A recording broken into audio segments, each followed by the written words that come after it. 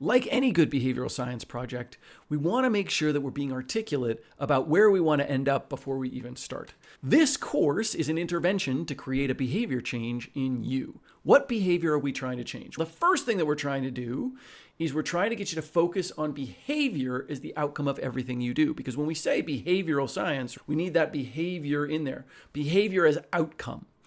Everything you do to change behavior. Parenting is a form of behavior change. Management is a form of behavior change. Design of a product or service, right? Anything we build, those are all behavior changing activities. But we don't typically think of them as behavior. My goal is to help you see things, see your outcomes through the lens of behavior.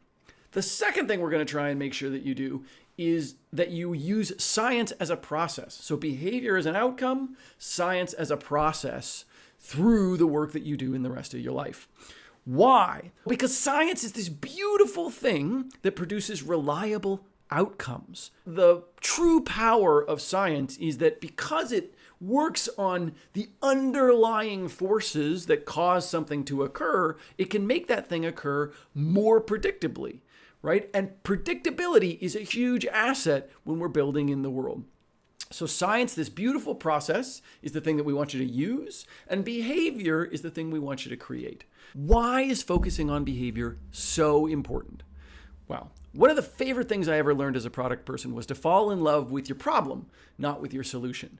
When we think in terms of the behavior we want to create, it widens the aperture of potential solutions that we might come up with. So imagine that you are the owner of a furniture factory and you come to me and you say, Matt, I want you to design me a new chair. A chair is just really a way to get people to sit. Now you think, that's dumb, that's a weird way to say it. But when you think about it that way, maybe it's not a chair. Maybe it's a beanbag. Maybe it's a bench. Maybe it's a pair of anti-gravity pants where I just kind of lean back and they prop me up. We'll never come up with these new innovations if we keep just replicating the solution that is a chair. But when we widen the space, when we say, hey, the problem is something that gets people to sit in a comfortable way, we actually create a lot of potential avenues that we can use to create that outcome.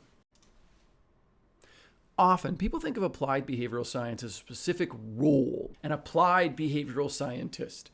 But applied behavioral science is a lens that you can bring to anything. So while there are people who have dedicated their lives to doing this, we'll talk later about some of the various roles that people have. I would be, for example, referred to as an applied behavioral science leader. This is a lens that you can bring to any role. I firmly believe you can have an applied behavioral scientist janitor. What do I mean by that? As long as they have a stated intent, I want people to throw trash away more often, that they're observing the world around them. Hey, I'm looking at why people are or aren't throwing away trash today, that they then design from those. Hey, given my understanding of that, here's some things that I think we could do. And then as long as they run pilots evaluating, hey, I'm going to try putting some trash cans over here. I'm going to try putting a sign up, or I'm going to try making the hole in the trash can bigger. As long as they're trying things and evaluating those scientifically, they're doing applied behavioral science. Now, they might not think of themselves that way, and they might not put that in their title, but they're doing the process that we care about. They've centralized behavior as an outcome, and they're using science as a process.